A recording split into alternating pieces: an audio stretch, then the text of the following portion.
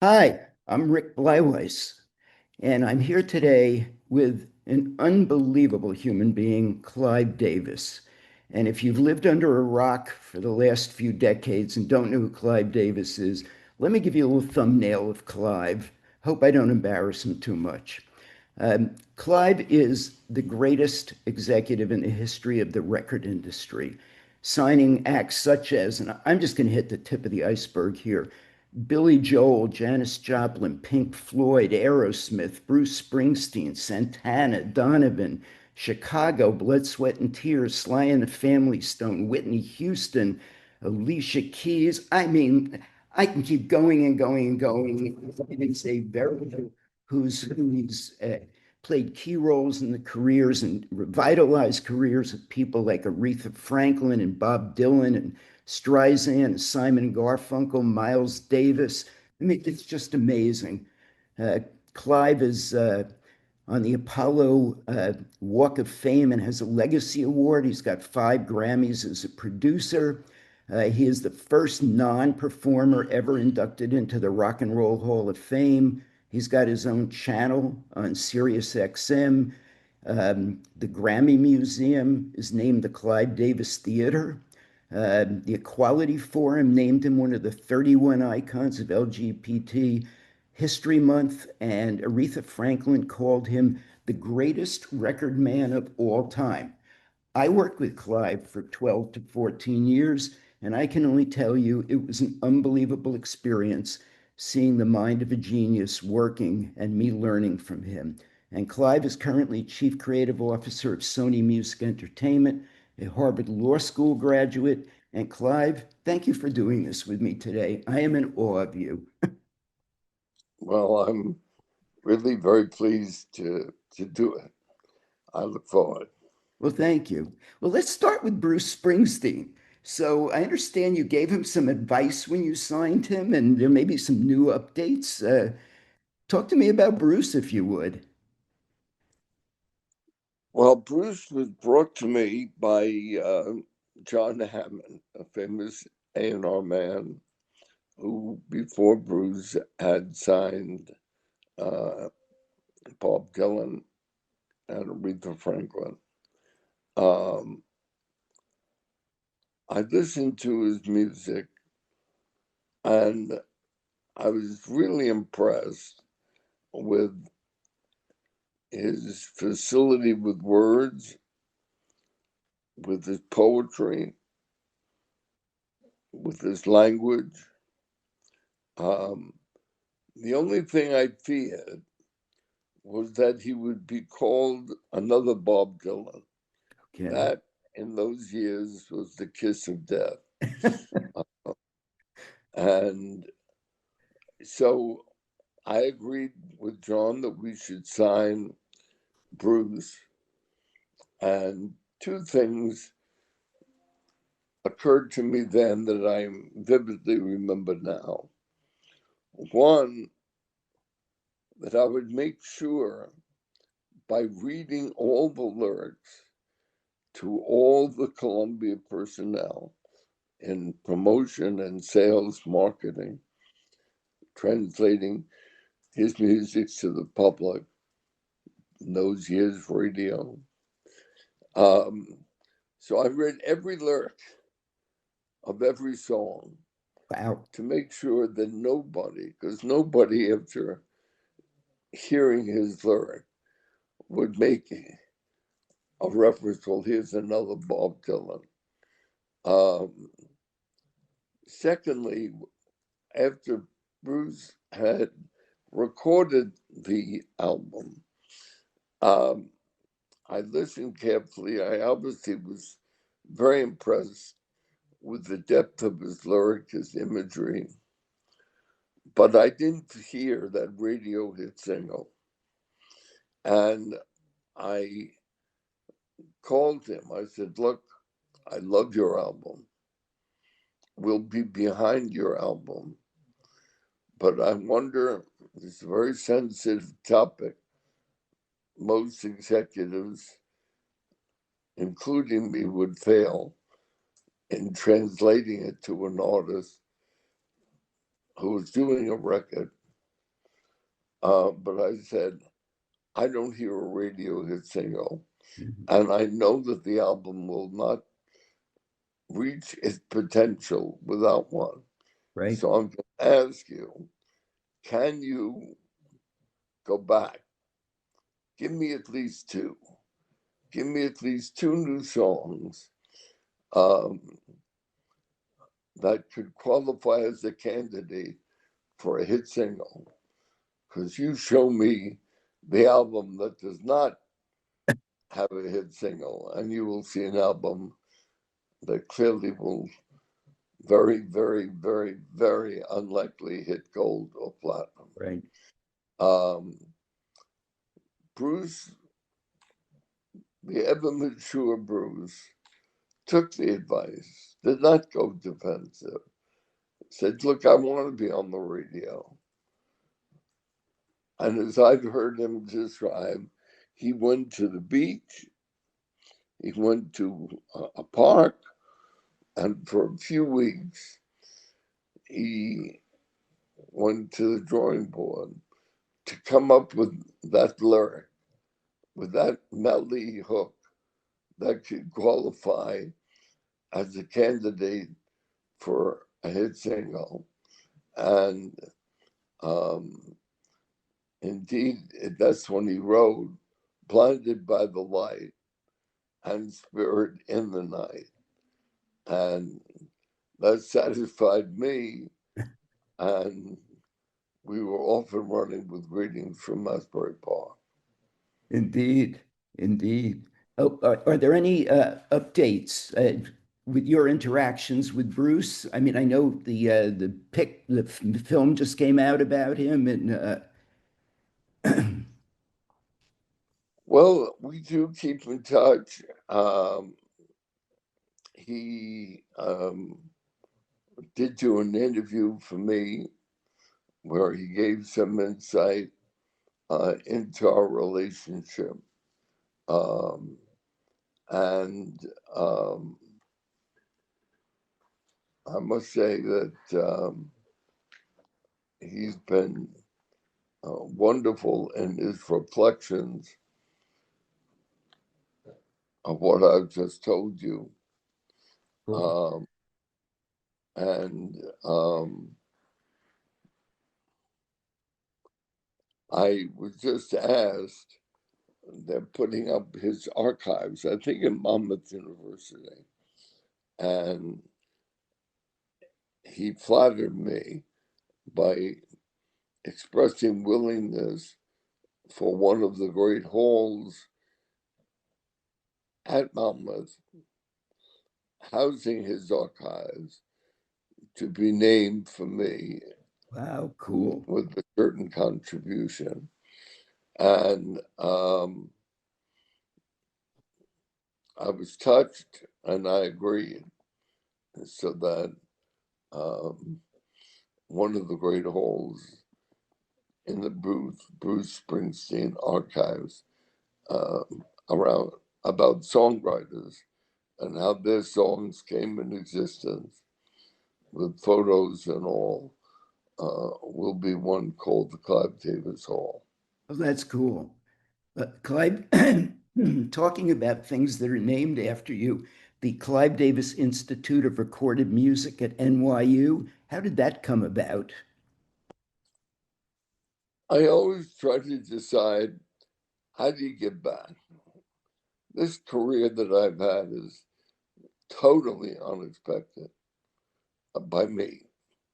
I, from the time my parents passed away when I was 18, Okay. I lost both my parents. Wow. And, in that era, if you want to rise above the station of your parents, my father was a plumber, an electrician. I was totally unhandy, totally. Wow. So I would either have to be a lawyer or a doctor. I Okay. never loved chemistry. I did love biology. I never loved blood. I did love vocabulary and speaking. So without knowing a thing about what being a lawyer was going to be like, I set out really from the time I was in grade school. What do you want to be is the question. The answer, a lawyer. Cool. So that it was only when I was at a law firm and I got an offer. I was there 3 years, okay, which meant that I was about 21, 22. That maybe 23.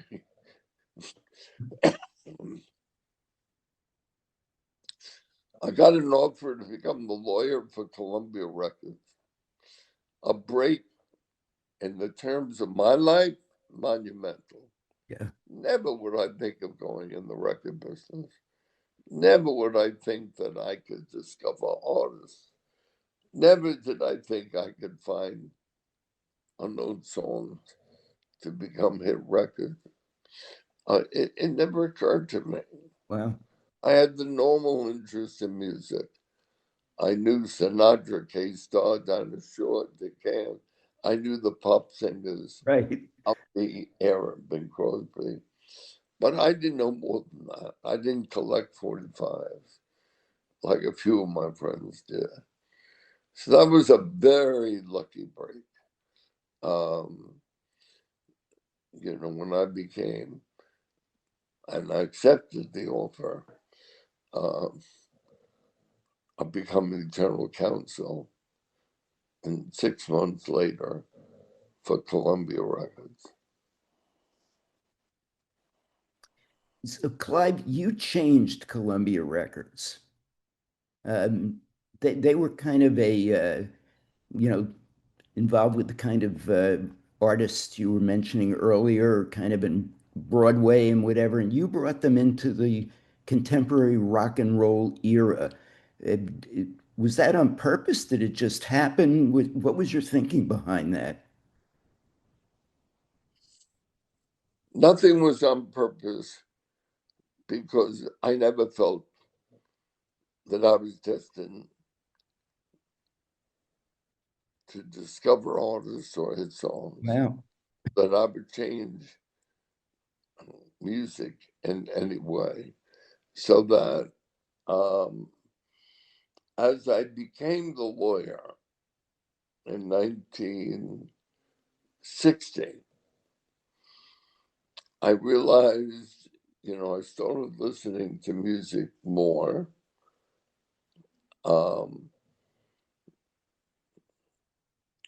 I became aware that those A&R people, Rick, that were working with Tony Bennett, Johnny Mathis, Doris Day, Right. and we're very happy working with these extremely talented, middle of the road artists. Right. But a great A&R man in his era, like Mitch Miller, went very public in saying these new rock and roll is going to be ephemeral, not substantive, not lasting.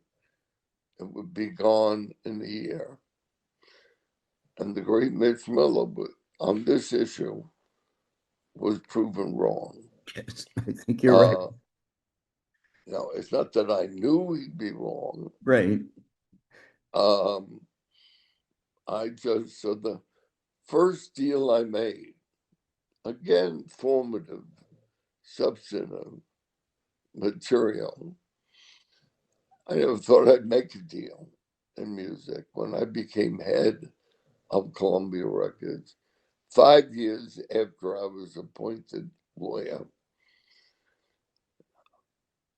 5 years later, all right, we're talking 1965,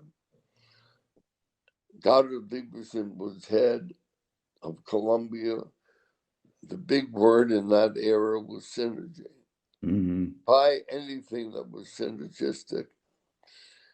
And of course, that turned out to be nonsense. Yeah. If you had a record company, we were buying musical instrument companies. We were buying Fender Guitar. We were buying Leslie Speaker. We were buying Steinway Piano. What synergy that would have Right. with records was never to come to pass. But when we became a group of music-related companies, Goddard was asked to become a group president, and therefore he came to me.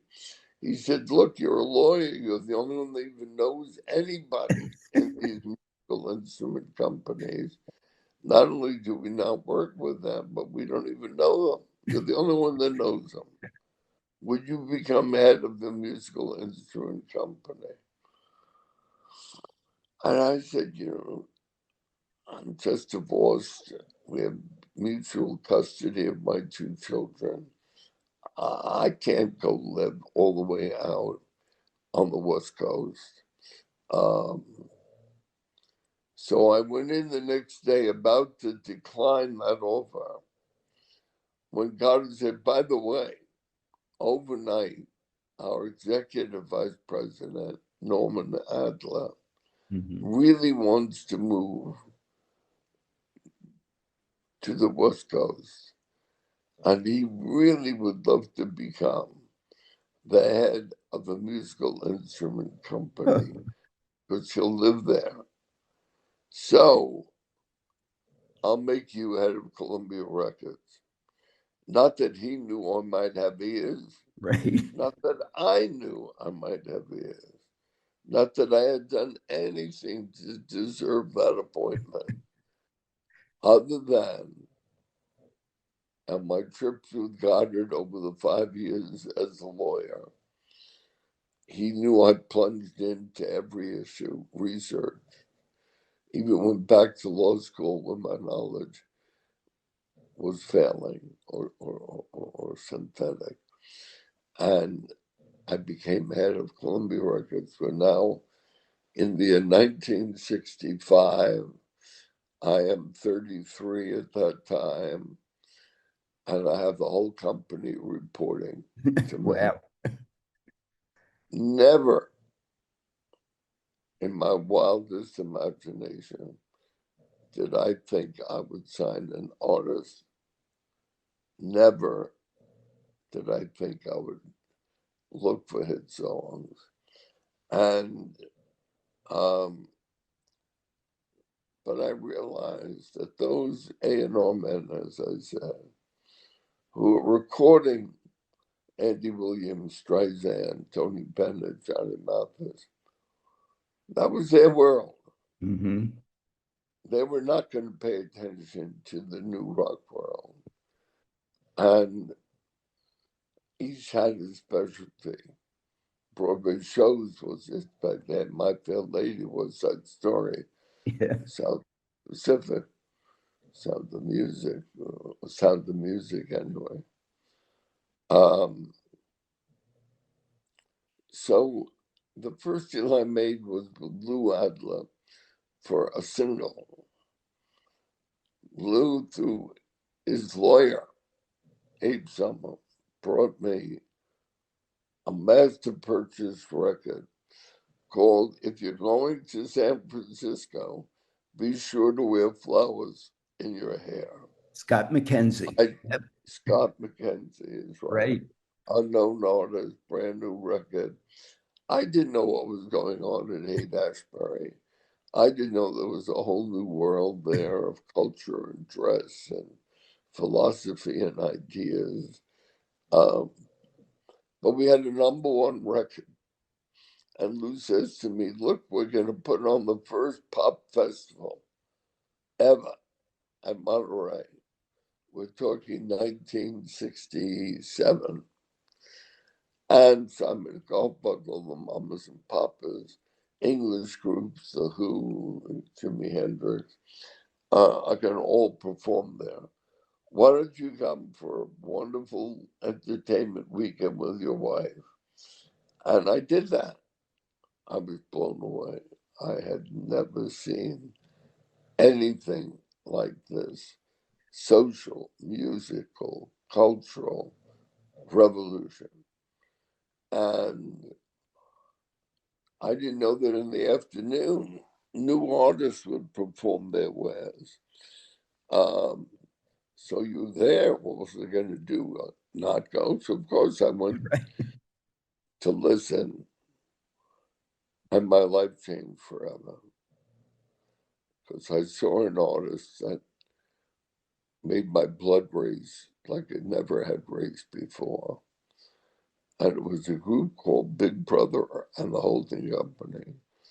And it featured Janis Joplin, whirling, soul sister, sang, felt, rasped, material. I'd never seen black or white anybody, any artist, male, female, sing with the fervor, Mm. Yeah. the gospel fervor of Janis Joplin.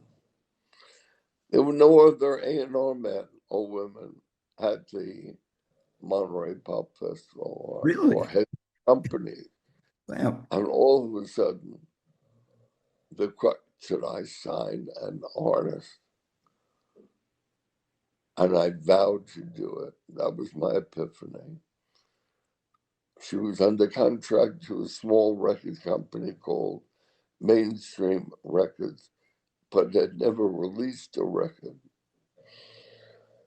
She wasn't even given billing in the name of her artist, Big Brother and the Holding Company. Right. But I bought that contract at a time when rock artists were being signed for anywhere from 5 to 15,000. I bought the Big Brother contract for 200,000, Wow. half to be recouped. Um, and that began my relationship with rock, with Janis Joplin, soon to be followed by the Electric Flag, Blood, Sweat, and Tears, Chicago, Santana, Earth, Wind, and Fire. And so, yes, my life forever changed thereafter. So, Clive, I've got to ask you about something that's either an urban legend or true. And it has to do with Janis.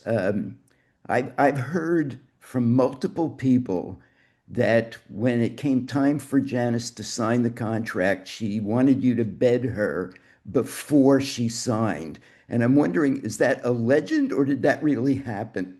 That really happened. It was not shrouded by eroticism. She just looked at me one day, just the most important thing in my life. I can't believe that the only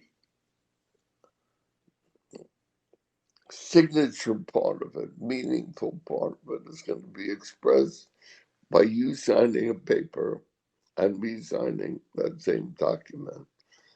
It's got to be more meaningful. You become or will become automatically the most important person in my life. Would you go to bed with me?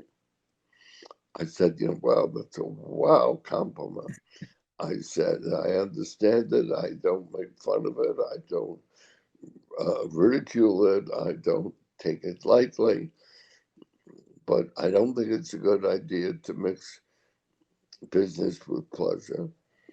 And I deferred the question and never did. I'm glad to know it wasn't just a legend. Um, Right. so, wasn't Donovan one of your early signings as well? How did you find Donovan, and which of the songs was it that hooked you, if you will? I don't know who. Donovan was an English artist. Um, the name Mickey Most comes up in my memory as the Mhm. producer. I heard songs like Mellow Yellow and Sunshine Superman. He was little known,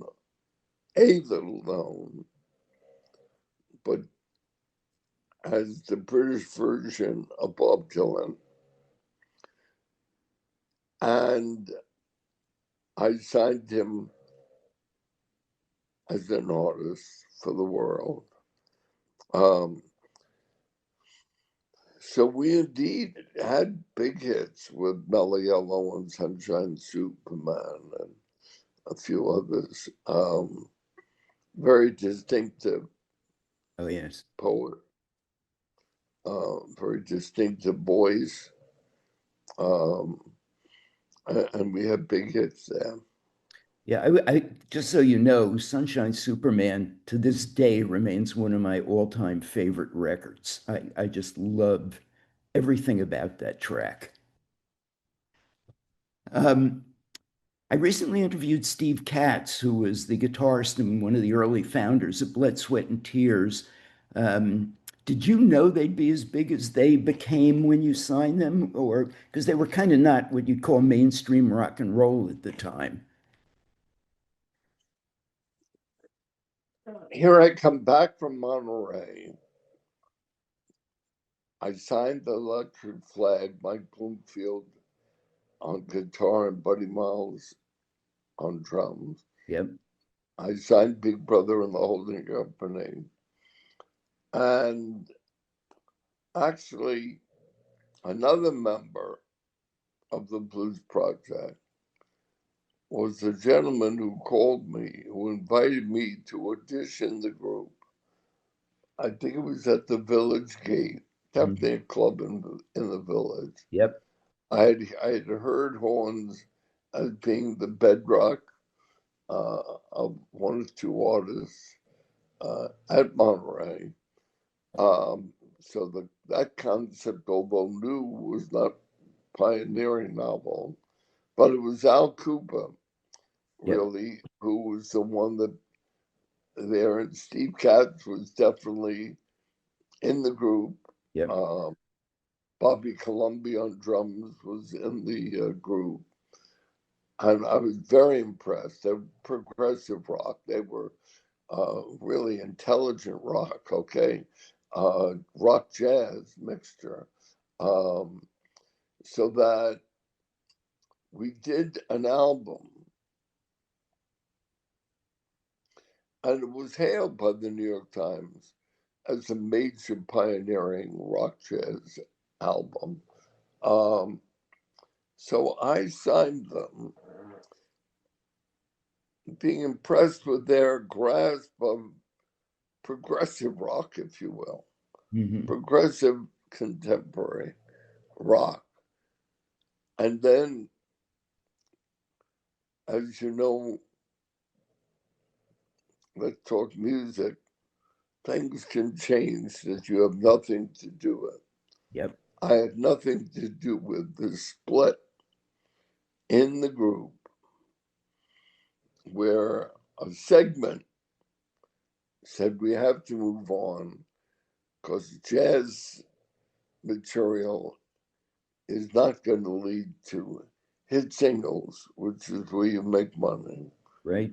And so all of a sudden, Al Cooper left the group.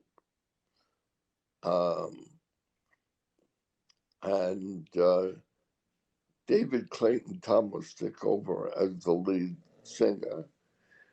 And there, the rock jazz element became useful because it distinguished the group. But they had hit singles. Spinning Wheel. They had 3 big hit singles. Yes, they did. And all of a sudden, the multi-platinum biggest rock group really in the world commercially with Blood, Sweat, and Tears. Not as much adoration for how pioneering it was as the original, but certainly the commercial realization of a major successful artist. Well, you also signed Chicago, correct? Yes, So was Jimmy that kind of an Curcio. was that an Yeah. offshoot of BS&T in a way that they were both horn bands, or was it a totally Well, I different always listened, situation? and their material was great. Yeah, I mean, Jimmy Curcio.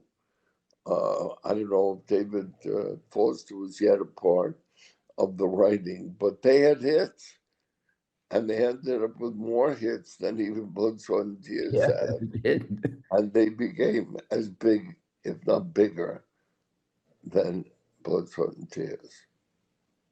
Yeah, well, I think part of that, this is my opinion, is that their guitarist kind of kept them rooted more in rock and roll.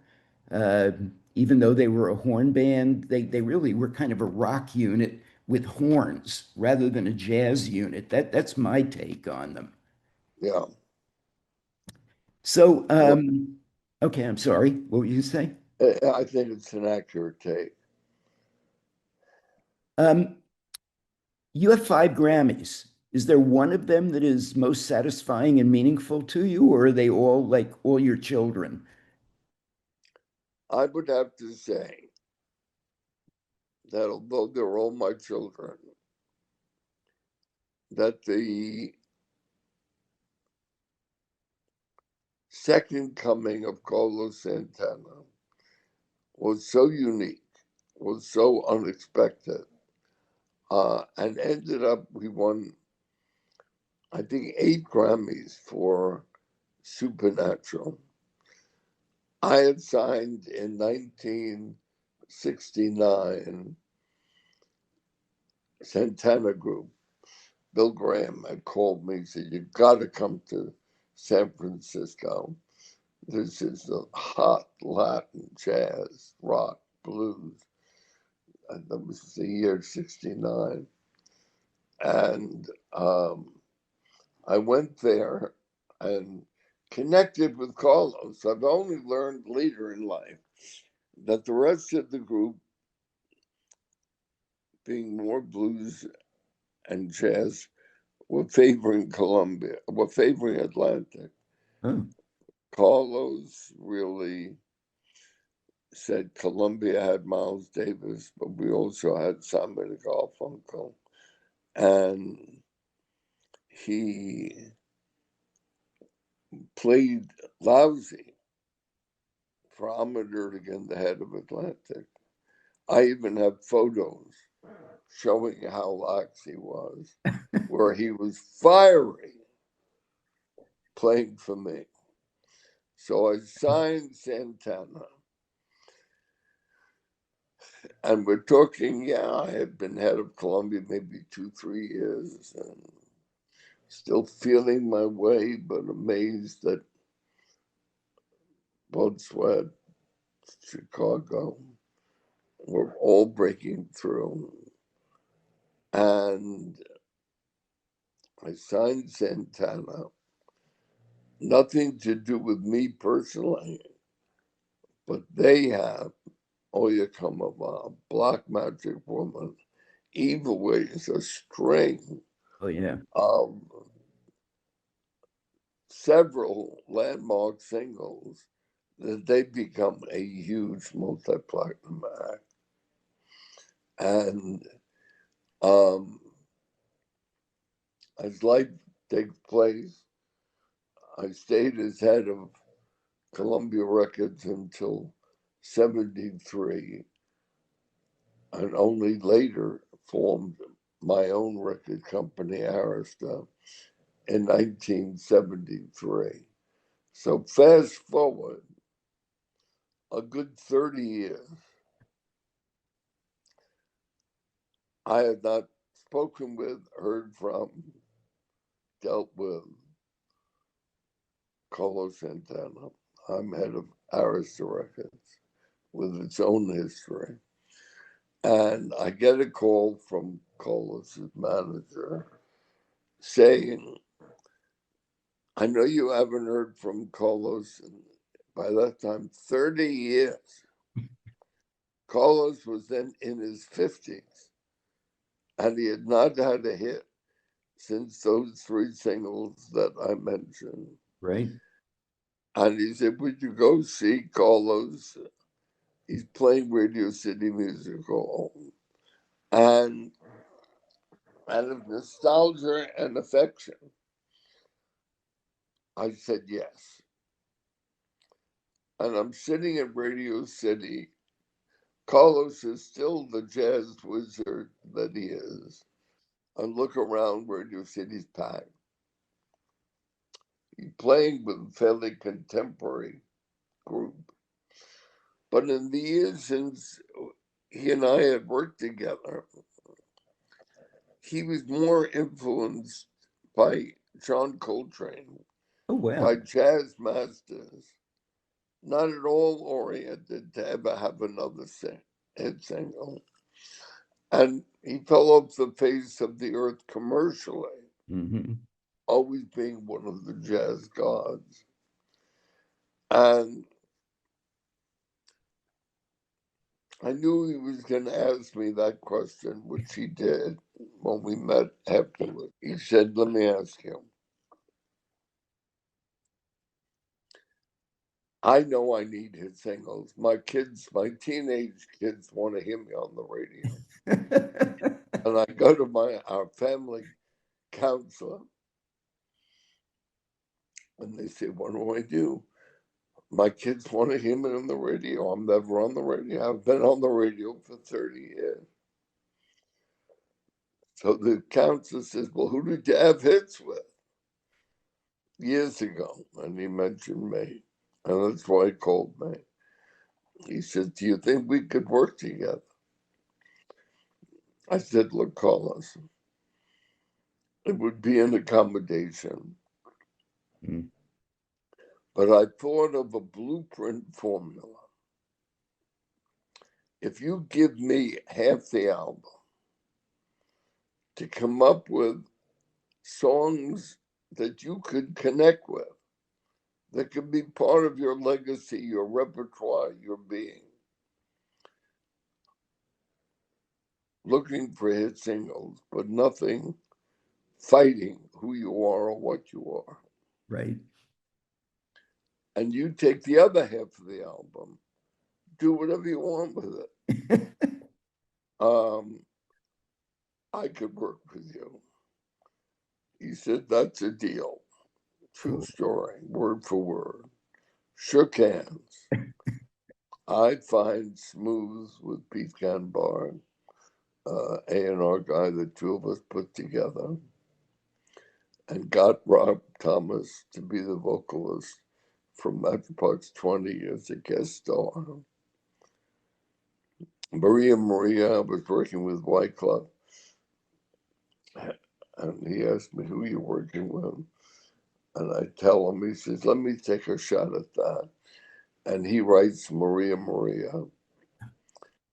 And we do this album. And I well knew that the lead artist did not sing. Carlos doesn't sing. And he was in his mid-50s at this point. So was Ahmed Erdogan once said in presenting me an award. At the time, there was a New York Grammy. And he said, look, I know there's a debate who's the most successful music man, Clive or Ahmed.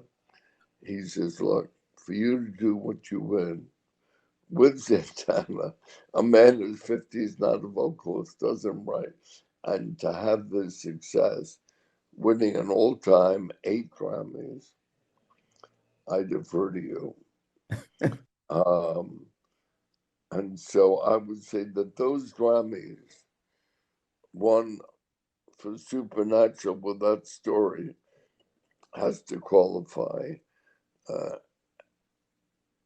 as the most impactful. Cool.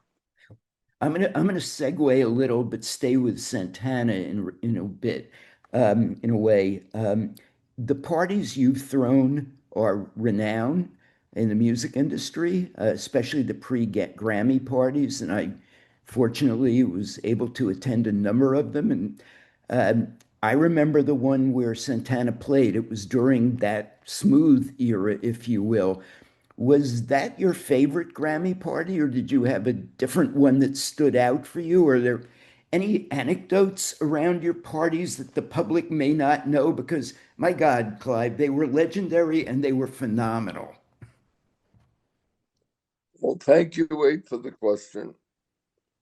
It is one of the signal unique achievements that I'm very emotionally tied to.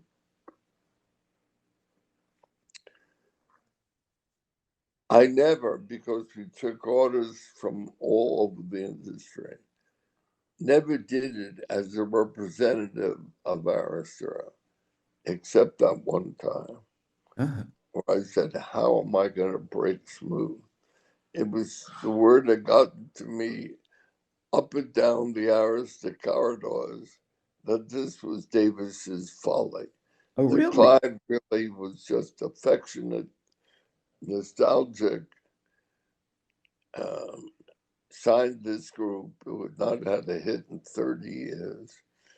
And how would he convince radio to play it? Um, I said, I'm going to put them on at my Grammy party. It's the only time I remember at that time using the Grammy party, which was artists from all over, as it still is in the industry. Um, in that audience, you find the head of every record company worldwide. You find the top promotion people. At that time, radio was so significant. Every top promotion man is there. 1,000 people at the Beverly Hilton Hotel the night before the Grammys.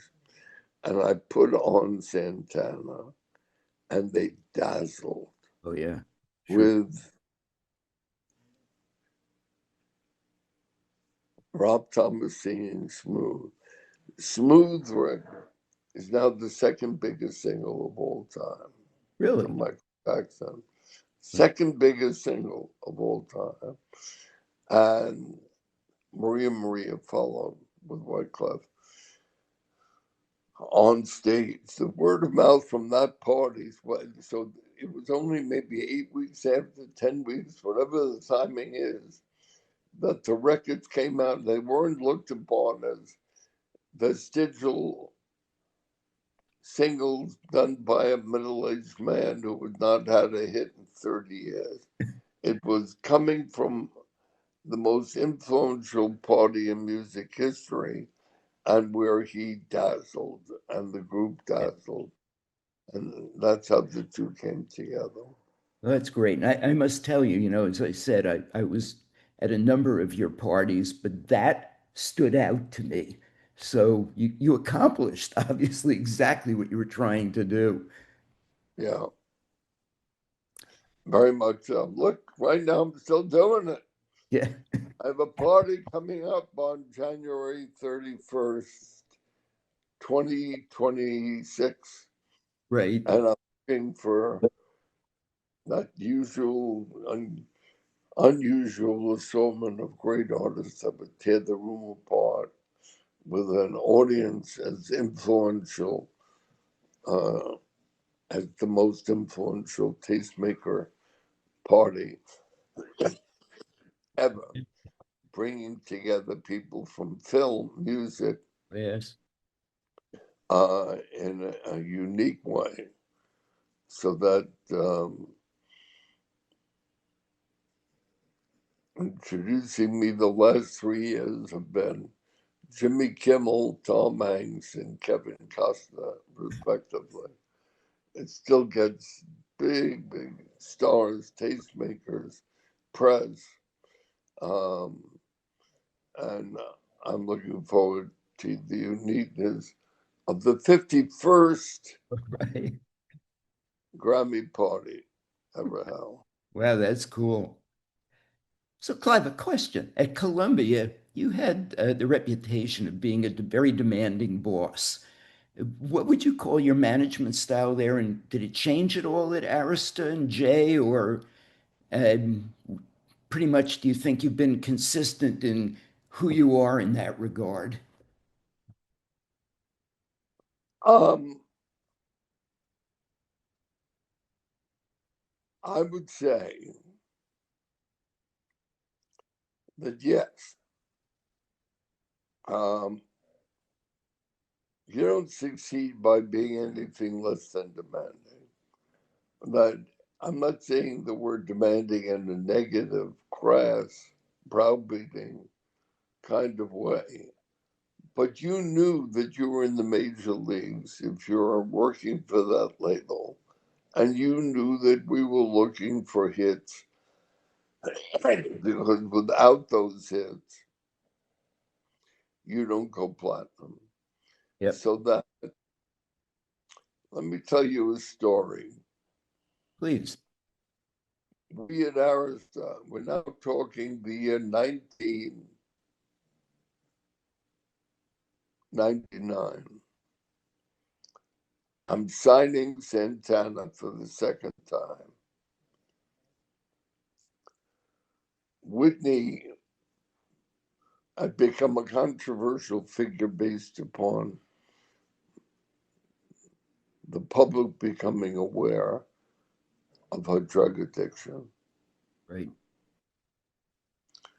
And I let Wyclef record Whitney with My Love Is Your Love, big hit. And Santana records Supernatural, 8 Grammys. I get inducted into the Rock and Roll Hall of Fame myself. Yep.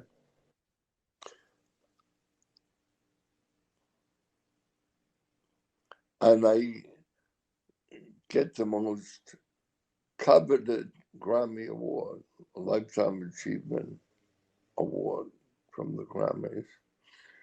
The company was making a fortune, successful, tightly run. So I get a call from the two gentlemen running the German company in America in music to have dinner. At Lutèce, I even remember the restaurant, best restaurant at the time in New York. I thought they were celebrating. I was just being celebrated. I come to dinner and they explained to me not what I expected to hear, but that I have to leave Arista. I was over 60, and the Bertelsmann policy was that you had to retire or consult if you were over 60. I was 68, so they had waived it. Yeah. But what they were not saying is that I had an equity share of the profits, and I was making specifically that year $23 million. And they didn't like that. And they said, we're going to offer you worldwide head of A&R, worldwide, but you have to leave Arista. I was in shock. Yeah. I mean, I never was more shocked in my life. And I'm saying that, how do I sit and make cocktail talk? Bear with me. When my head is exploding, Yeah. seeing the ambition of the two men, they could take over and run Arista and train L.A. Reid. Had sent him quietly to Harvard for 3 years. He would replace me. And I said, word for word, I can't make cocktail talk now. My head is exploding. I'm shocked. I have to leave. And of course, the next 2 days, It was the headline everywhere. Mhm. I had to leave Arista. What never was told, Rick, was the day after that, the new head of Bertelsmann, replacing the one that currently had reached the age of 60, Mark Woodstock, flew into New York. He was in his 30s, Thomas Middlehoff. Mhm. And with Clive Calder, the head of Jive Records, who had a stake in the strength of the branches of BMG, Yep. said, it's the millennium. We're coming into the year 2000. I would like you to go, when you go away with your family, I have 4 children, 8 grandchildren. What are your minimum terms for a new label? Because you're going to have to leave Arista. Mhm. But I'll give you 50% interest in a new label, which we named J Records. Come up with the terms. And I went with my family and Charles Goldstuck, who was president at the time, that I was chairman. And I'd asked Charles what the largest label, because there was no way I was starting from scratch, Right. having this major label. And the biggest label ever formed at that time was Interscope Records for $32 million. Yep. And Charles looked me in the eye. If you want a whole promotion staff, if you want a whole sales staff, if you want a whole A&R staff, and a whole artist development staff, you're not starting from scratch. These are your demands. $150 million. The biggest previous label ever formed was 32. You need 150 million to cover this. You don't want to start with no artists. You want 5 platinum artists, not Whitney or Kenny G or Barry or Santana, but 5 platinum artists from their label to agree. You can sell them like baseball tickets to come to your new label. Plus 5 artists that had never recorded before or in the studio. I knew one of whom was Alicia Keys. They didn't know. Right. But I said, pick 5. And you can take, and I'm a long-winded way to answer your question. You can bring to your new J Records label 18 senior executives from Arista, but you can't offer them a penny more than what they were currently making. And Arista, we could tear up their contract, offer them double whatever. Right. So we did that. And I got the 150 million. I got the 5 new artists that included Alicia Keys. And the long-winded answer was to the question, how demanding were you as an executive? I chose 18 executives that I would like to come over to Jay without offering them a penny more. And so I chose the 18, the whole A&R staff, artist development, major promotion. And I might have been demanding, but these men and women all had families, all would have to agree to embark on a brand new venture, which ain't easy to do. And no matter how demanding I was, my proudest career achievement is that all 18 came. Wow. So that all overnight, Arista Records became J Records. Yeah. And for the first 2.5 years, including Whitney, the one album I did not do with her, they did not have a hit. Yeah. I introduced Alicia. She soared.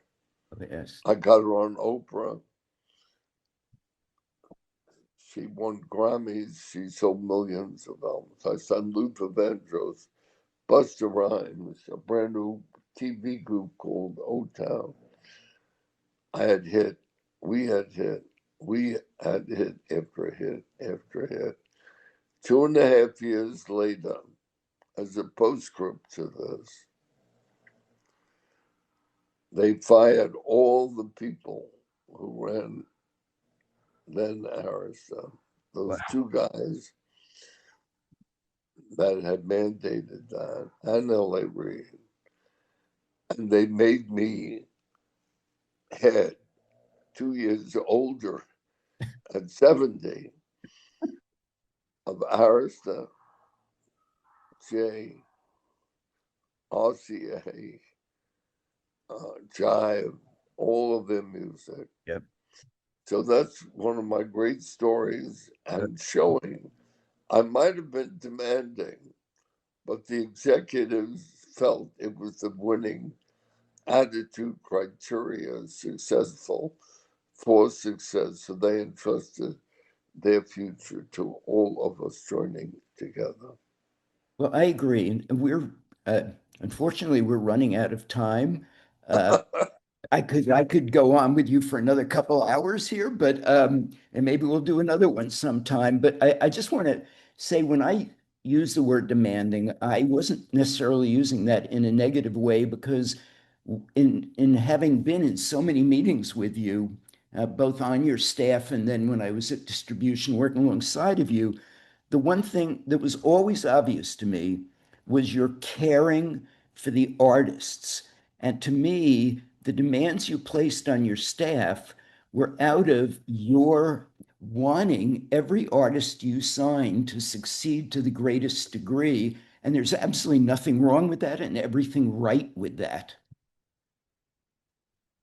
Yes, I agree. Well, I Clive, mean, go it's ahead. a question of being demanding or not. In effect, I would say you have to be demanding. You have to be demanding of every executive working successfully at his or her craft, challenging, coming up with new ideas, new songs, new artistry to succeed. And so the answer is I don't view being demanding as a negative term. Yeah. So I'm saying to you, I probably am, intentionally so. I'm demanding that each person do the best that person can do. Absolutely. Well, Clive, Yeah. thank you for doing this with me today. It's been fascinating for me, and I'm sure it'll be fascinating for everybody that sees this. And any closing thoughts, or should we just say goodbye? Okay. I enjoyed it. It's good to see you looking so well, feeling well. I hope your wife feels good. Yes, And um, I enjoyed it. So thank you, Brett. you're welcome. Thank you, Clive. Appreciate it, truly.